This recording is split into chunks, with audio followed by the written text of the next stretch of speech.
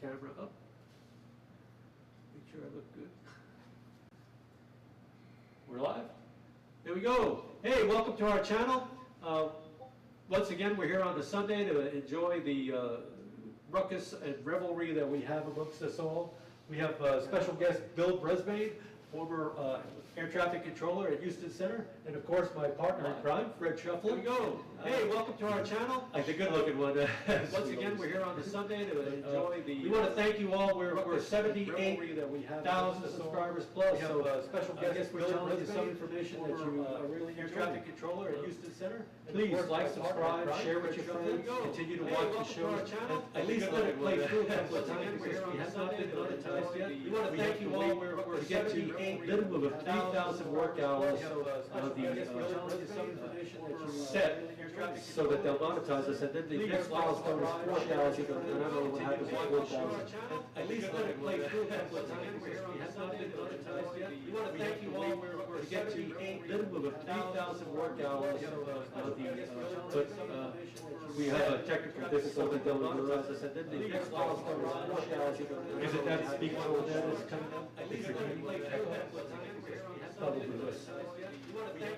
Well, once again, we're trying to make inroads and making new technology work for all we have. So you feel my pain if you're anybody over 60 out there. So Fred, you want to say anything? Once again, we're trying to make inroads and making new technology work for all we have. So you feel my pain if you're anybody over 60 out there. So Fred, you want to say anything? Our booklets.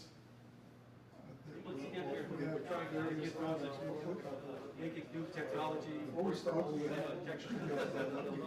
So you feel my pain if you're anybody over 60 out there. So Fred, you want to say anything? tells you why we do a lot of the things we do, where we do it. Before we start, we have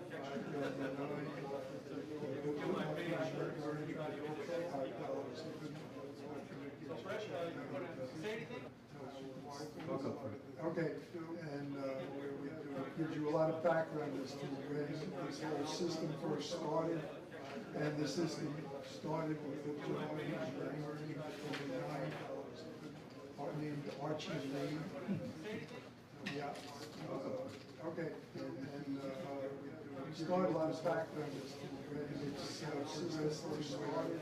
You might have the system work one airplane, and now an average air traffic facility in Route Central works over 1 million aircraft a year. Started a lot of background as to you multiply that by all the facilities. You might have the system work one airplane, getting into the multi-million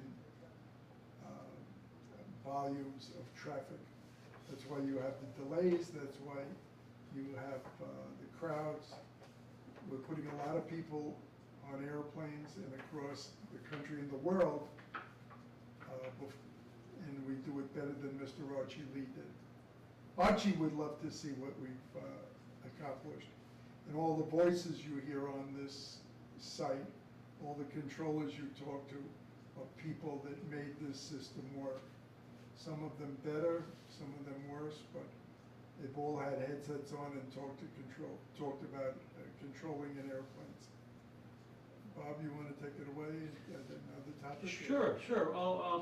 Today we're going to talk about how the FAA has issued an interim order establishing operating limits at Newark Airport. All right, the order took effect on May 20th. Hopefully that'll give those controllers out there some relief with the radios and the radars going out. I know this past week they had another 2-second outage. 2 seconds doesn't sound like much for you, but I'll tell you, when you're working traffic and you can't talk to somebody for 2 seconds and you know your equipment's out, it's an eternity, especially when you're vectoring in trail and you try to sequence so you got some planes that might be turned at each other. You know they're going to pass safely behind one another because you always aim for the rear, but still, you can stand up and the chair will come up with you because of the vacuum that's created when you can't talk to somebody and get the turn in there. Isn't that right, Bill? It gets there. It gets tight. So They do need relief out there, and hopefully they're going to get it. The administrator is certifying air traffic controllers faster than ever before. In the towers, because they've got a new, or they're using the tower simulation system widely across the nation. It allows controllers to train complex airport configurations, develop scenarios that address safety trends, and practice runway crossing coordination, and rehearse phraseology. And phraseology is paramount in air traffic control, because if you don't use the correct phraseology, it could lead to misunderstandings between you and the pilot. It is designed specifically so that there is minimal, if any, room for error when you give an air traffic control clearance, and all you have to do is listen to the readback, make sure altitude is correct, or the heading is correct, the turn is correct. Very simply put, it's standard. Anybody can stand behind you, sit behind you, listen to you, and they know exactly what you are doing and how you're doing it. And that's why, as a controller, you can go to almost any place in the world and work traffic, because English is the standard language in air traffic control. Bill, do you have any experience in missed readbacks, or? No, I just, we were talking about this new program they put in, the simulation program, but the only thing I'd say about that is that it's a whole different game, sitting down talking to simulations than actually sitting down behind talking to airplanes. It's a whole different feel, and you get a different feeling. You know what I mean? You know it's real versus if I make a mistake, I make a mistake, versus when you start talking to real airplanes.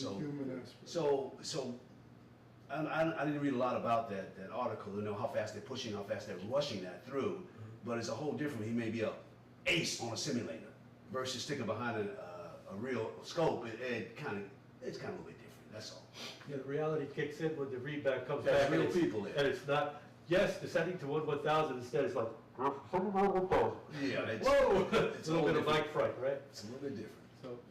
So that's, that is one of the things. I don't know if they address that in that, if they have actual sounding aircraft when they do the simulations, so we'll see. Next item I want to bring up is about the $105 billion in appropriations for the FAA. That $738 billion of that in operations for the National Transportation Safety Board for fiscal year 2024 through 2028. 2024 is ended, of course, but the government's fiscal year is a different calendar than what the general public's fiscal year is. I don't know why that is.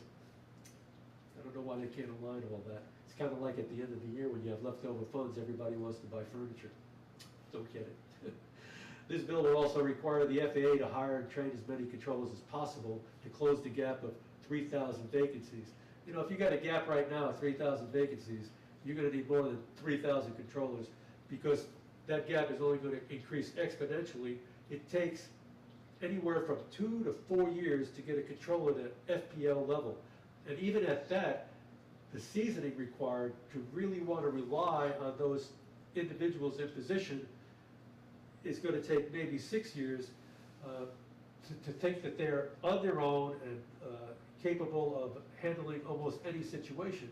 Not that they're really on their own at any particular time, but an instance or two could come up where they need somebody's help to facilitate a safe flow of traffic, or maybe emergency situation.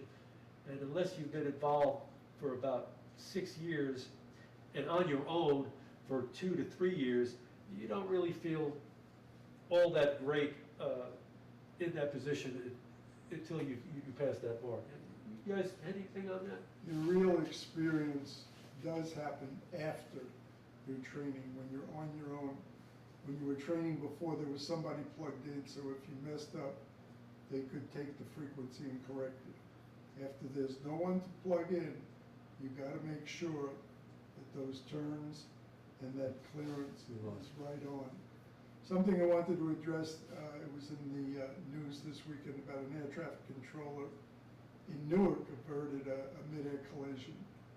And he was so traumatized, and people hear the word traumatized, they may say that's a lot of BS, but you haven't worked, or you haven't lived until you've gone through it, and your heart winds up in your mouth as it's pounding away as you're getting those airplanes separated.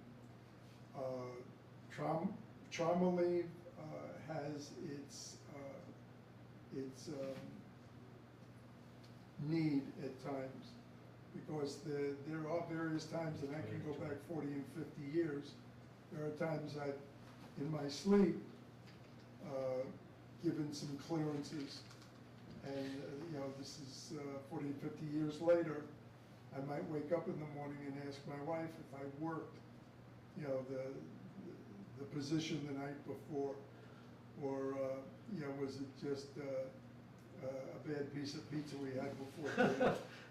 Yeah, but yeah, I can feel for this controller, getting those airplanes apart when you realize they're coming together, and when you key that mic, you really need that clearance to be read back right, because you need that 5 miles. 4.9 does not do it. And that is so true, because we have an instance where an American airliner was coming out of Chicago, and there was a Merlin coming across at 15,000 feet. And would you bring up the picture of the American airliner, please? And the Merlin, or the American airline, the one with the windows, you have it, the one with the windows. Yeah, that one right there. So you can see in this one here what it must have looked like to that Merlin when that American DC-10 was climbing through his altitude. I guess he had a really good picturesque view. But the trainee in position at O'Hare, the instructor, did not hear the missed readback, and the controller, when the aircraft checked on, it happened so fast, he also missed the readback, and consequently the loss of separation happened, but happily nobody was injured, there was no collision, but you can see how close it could be. And that big old DC-10 passing by, I'm sure gave that Merlin pilot a nice little shaking with a little bit of wake turbulence, I'm sure. So we actually have, well, we're trying to have 2 controllers, but we definitely have 1 controller on from another facility. We have Stuart Smith with us on the Zoom meeting. And so everybody say hi. How you doing, Stuart? Nice to have you on board with us. Can we hear you? Yeah. All right, we can. So what have you got to add to our channel, Stuart? We thank you for coming on board. Maybe you can give us a little insight on where you've been and what you've been doing, and maybe tell us a story. I can do all that. It's cool. Can you hear? Okay. I was an air traffic controller from 1982 to 2009 or 2008. Worked center, TRACON, and tower, so I experienced all 3 specialties of air traffic. Most of that time in the Los Angeles corridor area, LA Center, LA TRACON, LA Tower, served at Kansas City Center. After I retired in 2008, I hired back as a contractor to headquarters as a subject matter expert for air traffic training simulation for air traffic control towers. So you guys had mentioned simulation, so I have more than a few opinions about some of that, and a lot of expertise about it. I spent a lot of time. I spent 14 years doing that. So, and I just retired from that this last year. So now I'm officially fully retired. Again. So, Maybe you could tell us a little bit about your backsplash there. Oh, just a virtual image I stole off the aviation subreddit on Reddit. I kind of moved the planes around so they would be visible behind me. How about that? Okay. That's all it is. It's not, yeah, it's just some picture somebody posted on Reddit. I just thought it was funny. So. Well, I'm happy that you shared that with us. So I know that we have one of your former instructors here.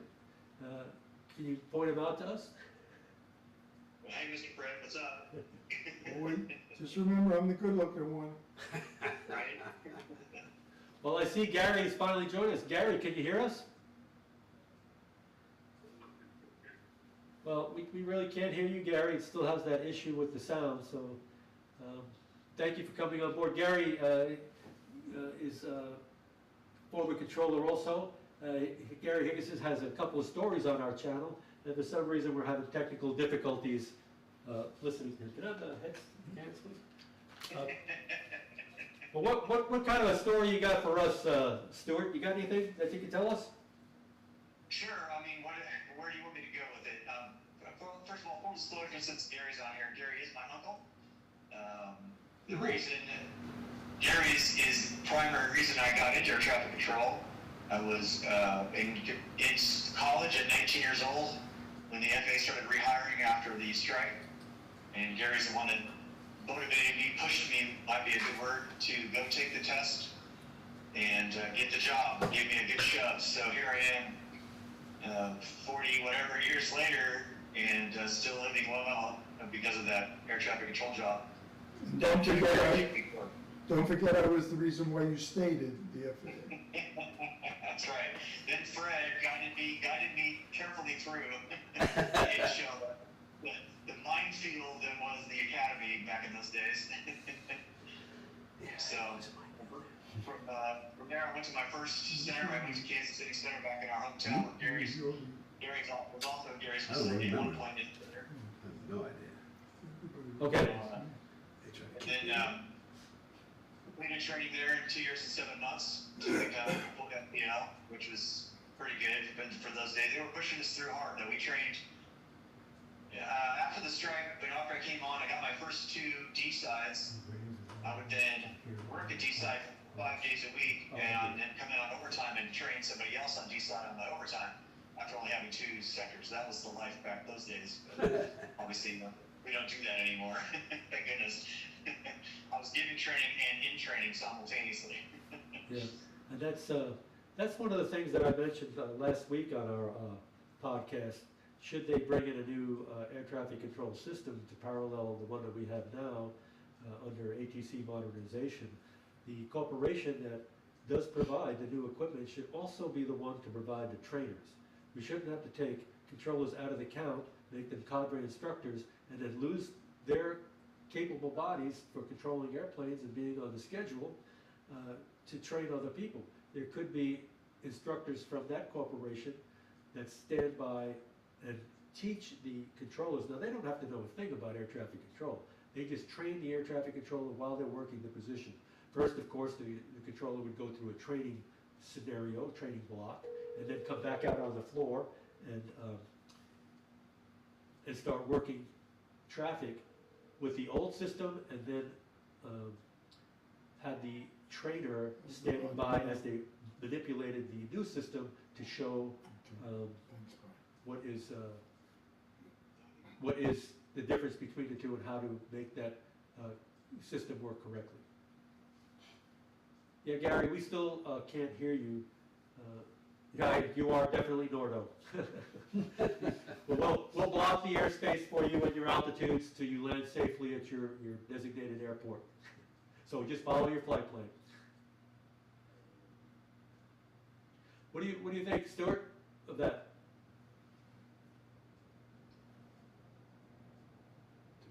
Did we lose you, Stuart? Stuart, can you hear me?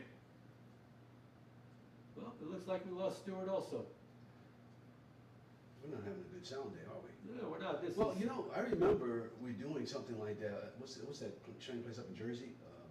In Lennox and Napek. Yeah, we did something with a simulation like that where they would bring in that new system that.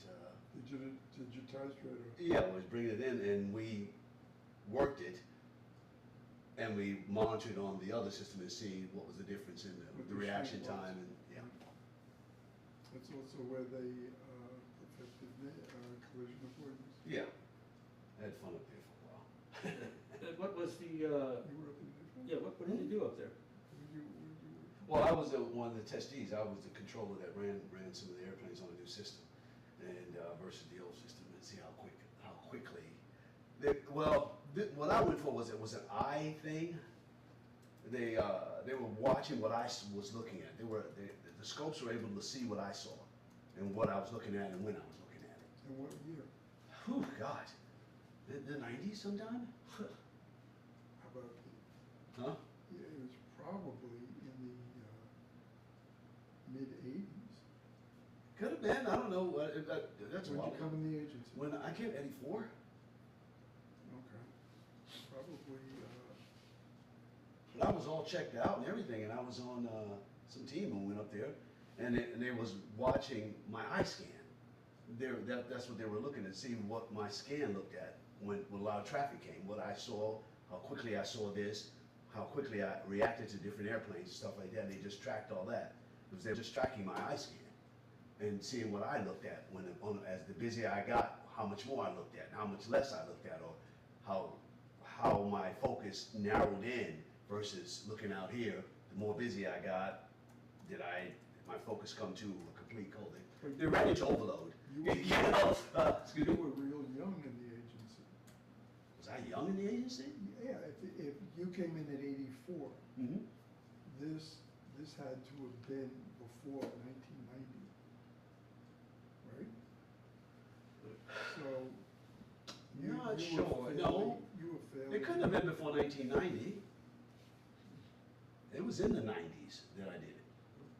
Because, I mean, I went, it was two of us. I'm trying to remember who the controller went with me. We went up there, and they were just, and it was just an off program that they were just trying to see where your concentration of focus went. The more airplanes you got, the busier you got. They just tracked your eye scan. They were tracking scanning. So I had 30 years in and they took you up there? Well, yeah, I'm better than you. You may be better looking, but I'm quicker and faster and younger. That's my wife then. Not going there. Well, look, let's bid our Zoom people goodbye because we're having all kinds of technical difficulties. Oh, sorry to hear that. We really appreciate you guys coming on. We're going to cut out the Zoom for now because it's just not working for us. We'll figure out a better way to do the Zoom. It's definitely a difficult task to make all these things happen without the full-blown studio here at the house. So thank you for coming on, Stuart Smith and Gary Henderson. Great to have you. We will talk with you offline at another time. So enjoy the rest of your day and enjoy the Memorial Day, and let's remember those fallen for our freedoms. Okay? Bye now. Bye. Good meeting you guys. Okay. Well, here we are, back on Zoom. On which camera? I'm on this camera here. Which camera? That one over there? Oh. Well, here I am, and I'm still here with Bill Brisbane and Fred Scheffler. We had to sign off for our other people because we had our technical difficulties. But we don't see, oh, here's some chat. We got some people calling in on chat. I had it on Zoom, so I couldn't see any of the chats. So we're talking about the sound is better now. Good. Anybody else have any questions? The chat room is open.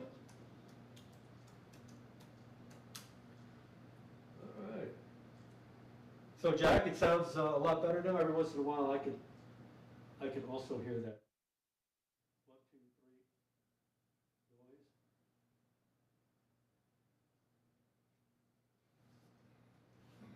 All right, we are. Still hear us, Jack? No questions out there? Anybody else have anything for our channel? Anything to like to add? No, it depends on what you want to talk about. Well, we were talking about training, and I was mentioning about the cadre instructors coming from the company rather than from the ranks of the controllers. Well, I just have an opinion on just. Haven't been in a facility in a while, but modernizing training, I just don't want them to believe that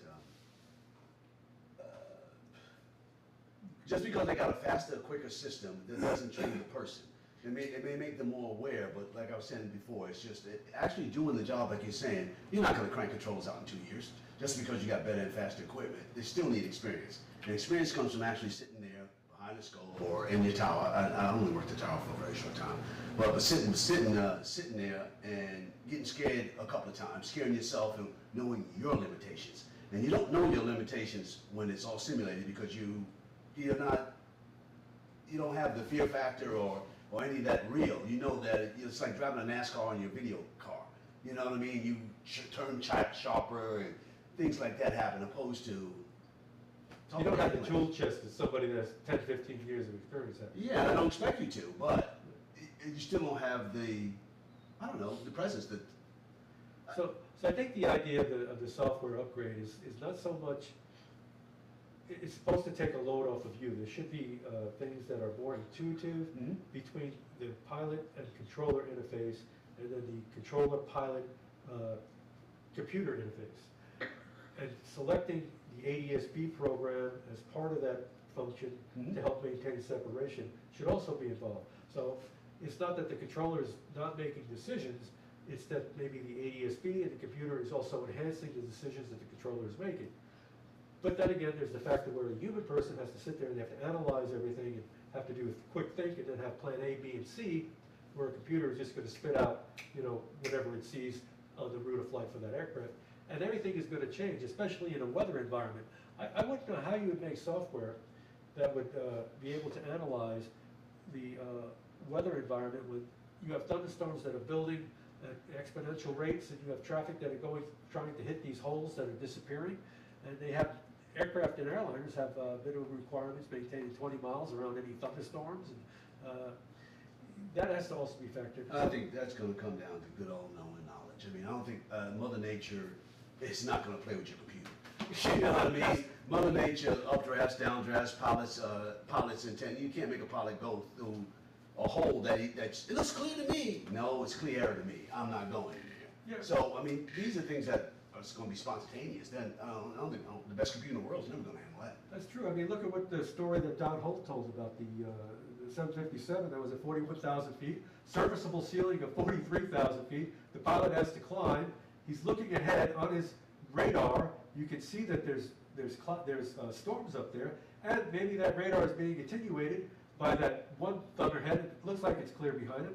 The aircraft that was a 757 before him took a diversion, but he decided to go on. And what happens? He gets up to 43,000 feet, encounters severe turbulence, he gets outside the flight envelope, and he loses control of the aircraft, spins out of control with passengers on board, mind you, down to 7,000 to 8,000 feet, recovers. Oh my Can gosh, you yeah. imagine what that must have been like in that aircraft?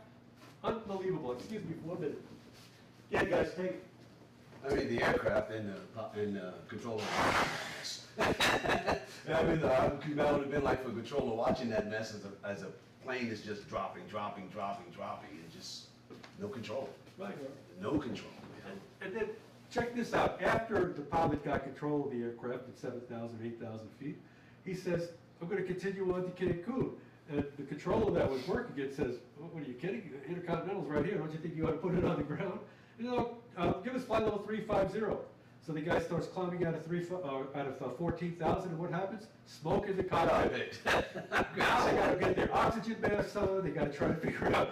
Before they had a clear shot at it. Now they got to pull out all their pilot operating handbooks, the information for Intercontinental, and you know the controller that was working the aircraft. Fortunately, it was very seasoned controller. Been around maybe 20, 25 years. Flew Learjets. I think he's flown just about everything in the inventory of the aviation world.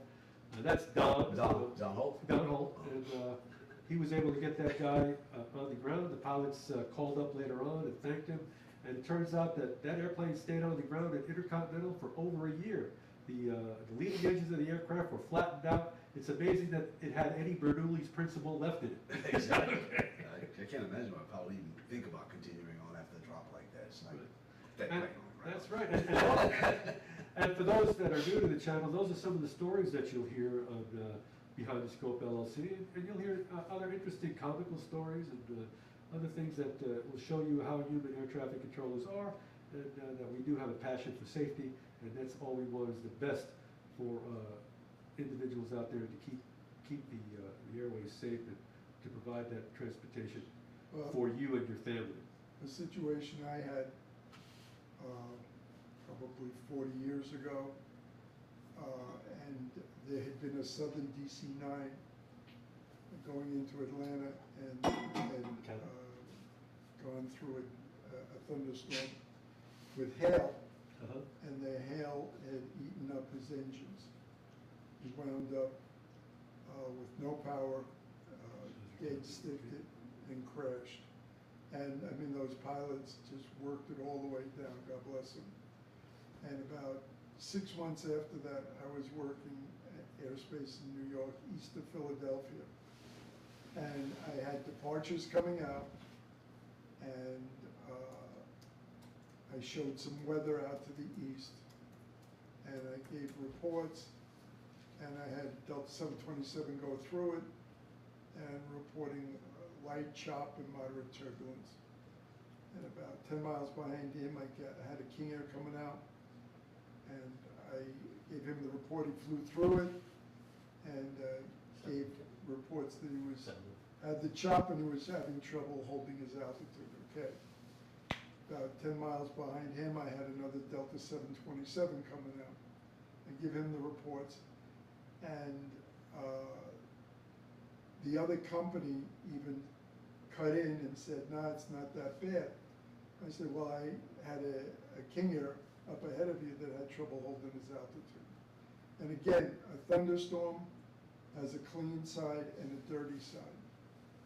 And this Delta decided he wasn't going to go through the thunderstorm. So he wanted to deviate. I told him, "Which way are you going to go?" He said, "We'll go left." I said, "Deviating is necessary. Let me know when you can take a turn back." And as he comes around, he comes screaming on the frequency. And as he's screaming, I can hear the metal in the cockpit squeaking. I can hear the hail beating the windshield. And about halfway through his transmissions, I lost everything on him. And I called him a couple of times, no response. And I'm thinking about this Southern. I called him again, no response. So I told my manual controller, stop the Philly departures and get the supervisor over here. And I remember the supervisor was Ray Nettaway.